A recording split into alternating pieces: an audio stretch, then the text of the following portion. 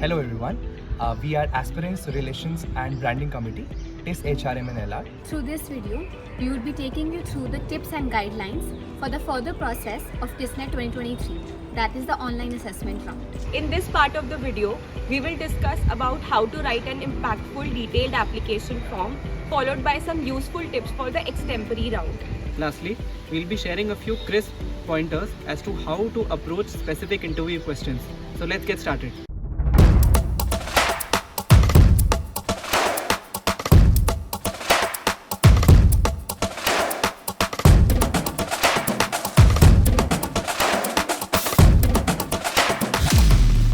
I am Shaurish Srivastava and I am a lawyer by profession. I was working as an in-house counsel for the Tata Group for 2 years. The first part to your DAF is your bio-sketch. Your bio-sketch contains your life journey, all the decisions that you took, what were your major accomplishments, how you perceive yourself, your hobbies, your aspirations, your interests. Then comes why HRM. You have to make this section as personalized as you can. You have to display your qualities, your aspirations, how they align with the HRM program. You can use the curriculum. You can display your values as to how they align with the HRM program. You have to customize it with all the examples that you can give from your lifetime as to why you think you can become an HR professional. The third section is the relevant work experience. Here in this section, you have to lay down your professional work experience. If there was an involvement of the HRM domain, please mention all the relevant information there. If you don't come from an HRM domain, you have to put in wherever you got some interaction from the HR industry, wherever you could learn people skills. If you don't have any work experience, you can put any position of responsibility from your college wherein you interacted and managed people, where you learned people skills, and examples in this section are the most appreciated. Hi everyone, I'm Vedanshi Khattar, a political science honors graduate from Delhi University, and prior to coming to TISS, I have worked for 1 year in the talent acquisition domain with an HR consultancy firm. I will be talking to you all about the extemporary round, which carries 20% weightage in the final Tissnet score. Please note that mostly the topic that is given for this round is relevant to the chosen program of study, as the objective of the panelists here is to understand your interests and suitability for the given program. For instance, my own topic last year for the extemporary round of HRM&LR was Capitalism Reinvented. Also note that we are given 1 minute to think about the topic. Utilize this time very well to not just capture your thoughts about the topic, but also thematize and structure your thoughts in the order of an introduction, the main body and conclusion, with your own opinions highlighting the same. Lastly, you would be required to speak on the given topic for 2 to 3 minutes, with the hard stop being there at 3 minutes. Also note that last year we had the option of choosing a second topic in case you were not comfortable with the first one. Further, moving on to the tips and tricks for your preparation for the extemporary round. Make sure that you upkeep with your general awareness preparation. Also read up on the trending business topics, especially something that has a special focus on HR. Lastly, we would like to assure you that the Aspirants Relations and Branding Committee is coming up with 2 initiatives to boost up your preparation for the same. So make sure that you stay tuned to all of our social media handles. Hello everyone, I'm Harnika Ochla. I have done BA Honours in Social Science and MA in Sociology. Today I'm going to share some tips and tricks as to how you can clear OPI if you are a fresher. It is very important to have a basic understanding of a graduation subjects. By this I do not mean that you need to go through all the subjects and all the books that you studied in your grad years, but you should have a basic clarity, conceptual clarity as to what you did in your graduation, because a lot of questions can be asked from there. Further, behavioral questions are an all-time favorites of the panelists, especially when it comes to the freshers.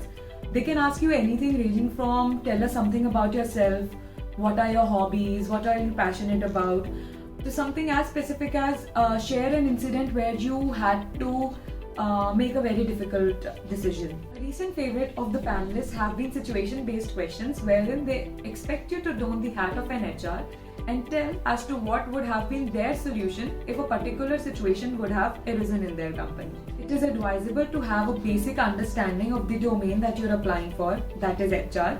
If you do not have the time to read any book on HR, then make it a point to go through certain sites like People Matters, SHRM, or any site which has good articles on HR, so that you can have a basic understanding and also have an idea of the recent trends in the field of HR. If I have to talk about how to tackle the interview, one of the most important thing, and which is also one of the most underrated thing, is that do not panic. please be calm. If you do not maintain your calm, then whatever you would know, you will not be able to say it over there.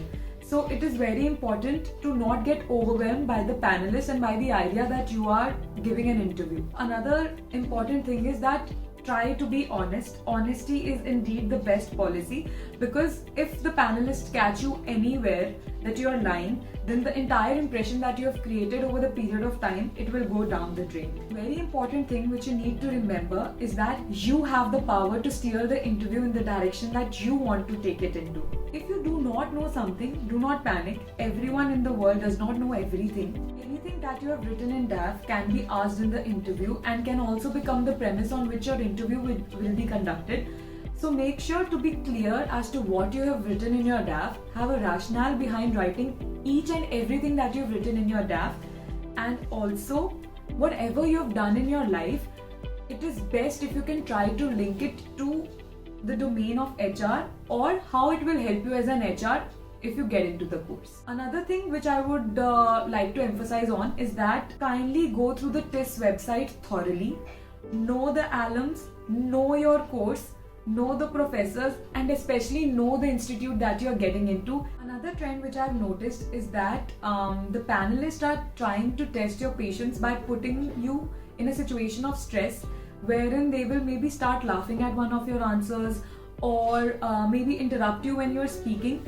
So in those situations, just maintain your calm and remember the fact that they are trying to put you through difficult situations to see as to how you will handle it, because a corporate life is not a cakewalk and you might have to face situations which are not according to what you plan them to be. Success of your interview does not depend on the duration of your interview round, whether 10 minutes or 50 minutes.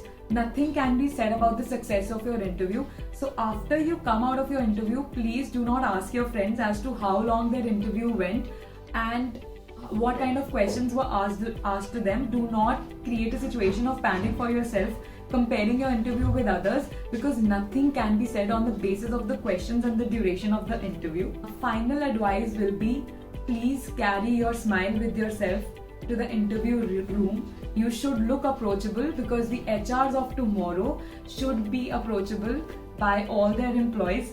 So please smile in the interview and be confident in yourself. Hi everyone, I'm Vidushi Razdan and I'm an electronics engineer. Before coming to TISS, I worked for a total of 35 months. So now I will talk about my interview preparation journey with an extra focus on how to prepare as an experienced candidate.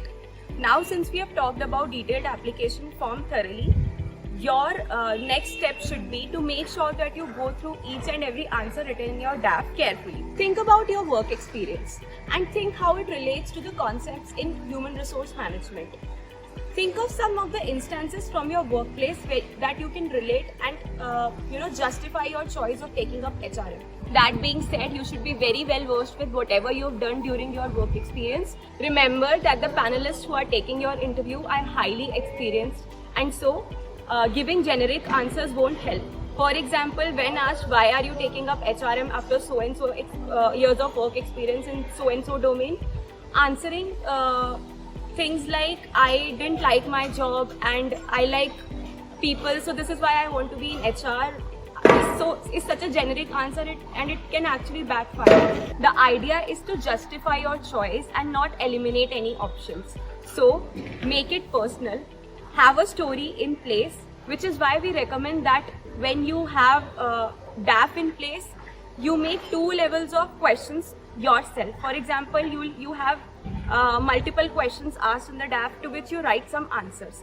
Now you have the answers ready. You only ask yourself certain questions. For example, why did you do this and how did you do it? So that when such questions are asked during the interview, or maybe if something similar is asked during the interview, you are not confused in the middle of the interview. One more thing that is very important to remember is that being an experienced candidate doesn't give you a free pass to not brushing up topics from your undergrad subjects. Because while you do have a work experience, but there is still a possibility that you might get asked questions about your undergrad subjects, and you should not be like, oh, I don't know the answer to this question, because you should know at least the basics. Last but not the least, read up about the current HR trends, some geopolitical issues that are ongoing, the revisions in labor laws, and make sure that you keep your answers informative but crisp. I am Paritush Negi, and before coming to TISS Mumbai, I was preparing for UPSC. So I'll be talking about the interview process from gap years perspective. So the interview is very subjective, and when it comes to the gap years, one needs to justify that why those gap years. So basically you acquire two things during your gap years. One is the knowledge base that you gain, and the other one is the life skills that you learn. So you need to actually tell the interviewer that how you can leverage that knowledge base when you come to TISS HRM&LR. At the same time, the life skills, for example, dealing with isolation, handling the pressure of UPSC or various other exams. So how that made you a better human being, and how you can use these kind of skills when you come to TISS HRM&LR. So you can use all these skills. So my optional was sociology. So I was asked a lot of questions from sociology, since the teachers, they knew sociology and some of the theories that I was asked for. Apart from that, whatever your graduation subject is, you should once go through them. Because I was asked that how can I relate my civil engineering graduation subject to HR. And I was also asked that, have I read something to prepare for this interview? Or, you can always look for the TISS curriculum, the subjects. So you can align that some of the subjects, if they interest you, this would put across as a very nice message. And then there are situational questions that they ask you on the basis of your behavior. For example, they ask me that, have you ever worked with somebody who's difficult to deal with? Some team building exercise that you know of. At the end, I would just give you one tip that do not panic, be very genuine, be very honest. If you don't know the answer, tell them that you don't know the answer. Thank you.